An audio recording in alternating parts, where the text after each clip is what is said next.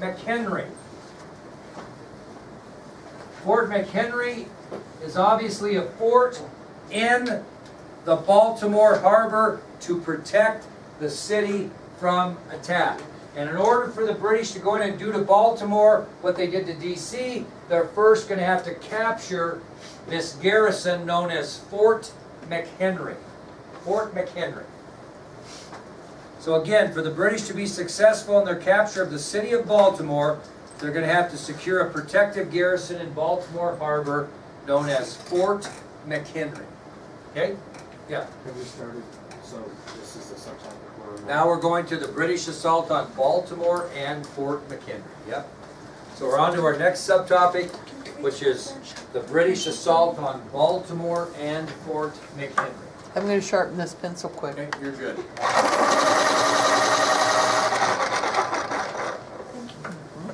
Well, the commander at Fort McHenry was Major George Armistead. The commander at Fort McHenry, oh, he said Peyton McHenry. We went through this whole thing. So, again, the commander at Fort McHenry is George Armistead. And he knows the British are coming, right? I mean, he absolutely knows they're coming. They know what, they being the Americans, know what the English or British philosophy is. So Armistead knows they're coming. So before they can get there, guess what he does? He orders a new American flag. He just is going to irritate him a little bit. He orders a brand new American flag that he wants to put above Fort McHenry. And he wanted this thing as large as possible. It ended up being 42 feet by 30 feet. That's a big flag. Okay, it ended up being 42 feet by 30 feet.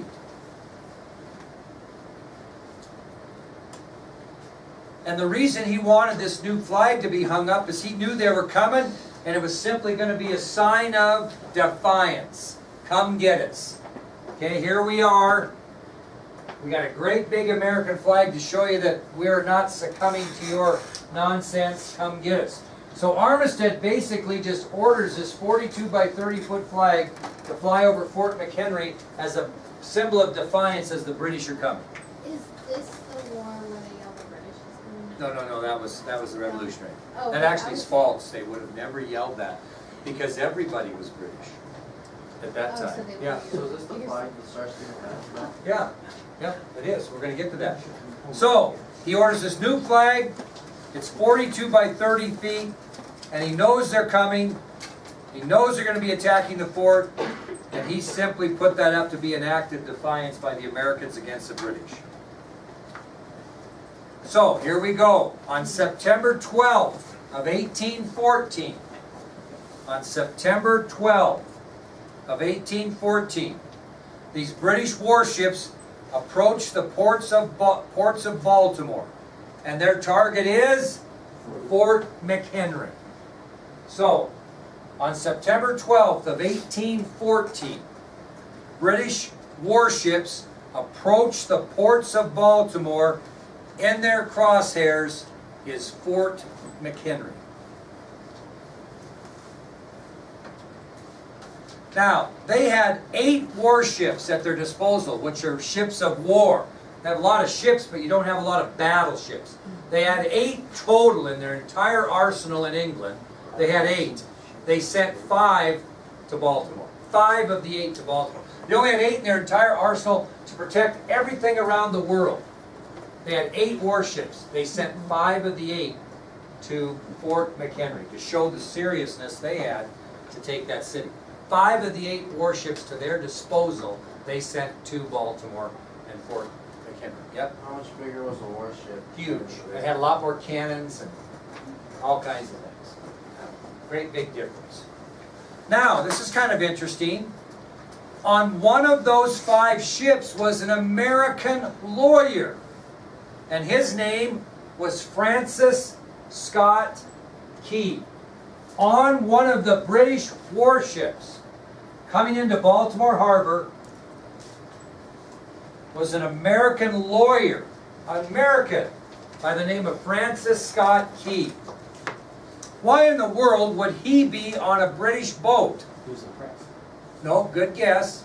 Not real close, but that's a good guess. What was he? A lawyer. He's a lawyer.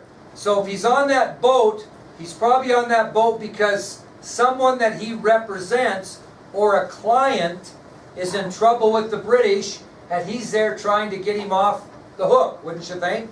That's the only reason he'd be there, and that's true. So Francis Scott Key is traveling with the British to try to negotiate the release of one of his clients, Dr. William Beans, that is being held on one of those ships in the harbor. And he's on your ID sheet. So on one of these 5 warships heading to Baltimore and Fort McHenry is an American lawyer by the name of Francis Scott Key. And he is traveling with that British ship because he's trying to negotiate the release of one of his clients, a Dr. William Beans, that is being held on this ship in the fleet.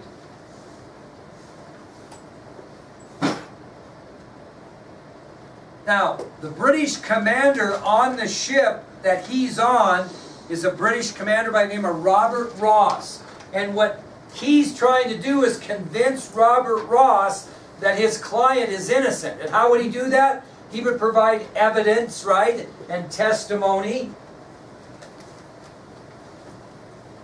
showing that the man was innocent of whatever he did wrong that the British was holding him for. So during this trip to Baltimore Harbor, this entire time Francis Scott Key is negotiating the release of his client, okay, Dr. William Beans, and he's negotiating with Robert Ross, who is the commander of that particular vessel that he's on. So, true or false, Commander Ross agrees to release his prisoner. True. True, he does. Francis Scott Key convinces him that the guy's innocent. But he knows he's going into battle, so he decides he's going to hold both Francis Scott Key and William Beans on that ship until after the Battle of Baltimore. Then once they win, he's going to let them off.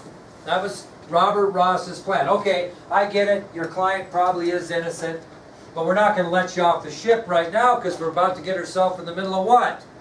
War. What are they going to get in the middle of there, Cassie? War. A war or battle, big battle. So he decides that he will hold Key and his client on the ship until the city of Baltimore is secured for the British. Well, they aren't going to win. We'll tell you the story. That's what brings it. That's what makes this whole story.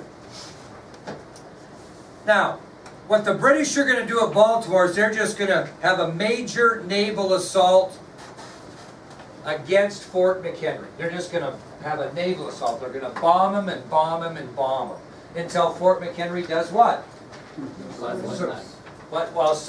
Surrenders, and then they're going to have the city of Baltimore. Once they take Fort McHenry, they're not going to have any trouble marching into the city of Baltimore. So the whole philosophy of the British in this Battle of Baltimore is just to bomb the hell out of them, frankly, until they succumb to that and quit. Okay?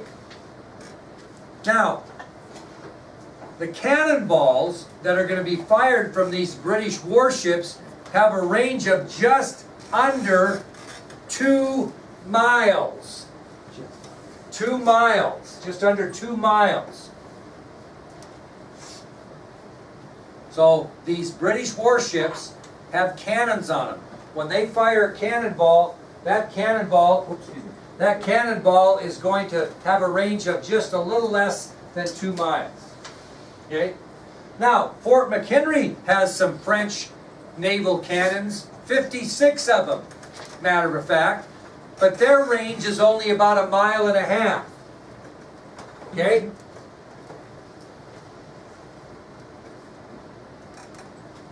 So, if you're the British, where are you going to station yourself? 2 miles. Just a little less than 2 miles out, because your cannons can hit, and the ones at Fort McHenry cannot. But do they know that? Well, they got it figured out. So let's repeat this. Fort McHenry was equipped with 56 French naval cannons at a range of 1.5 miles.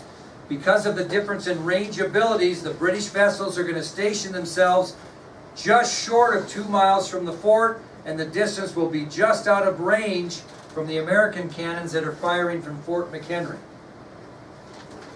Now, here's where we get the story.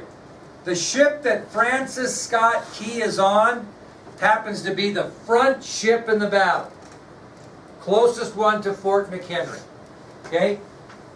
So he's going to have basically a front row seat in this conflict.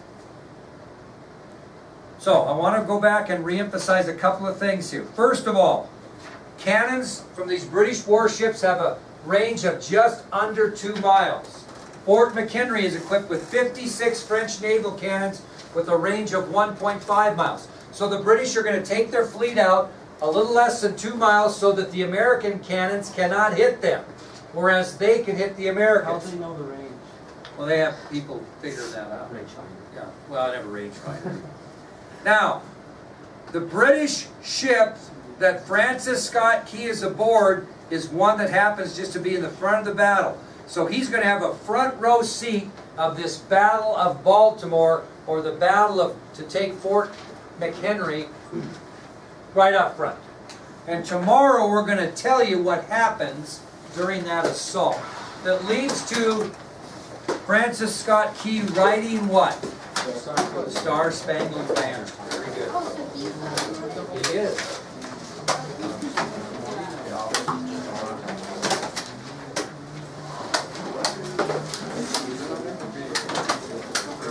All right, good job, kiddos. We will get after this tomorrow hard.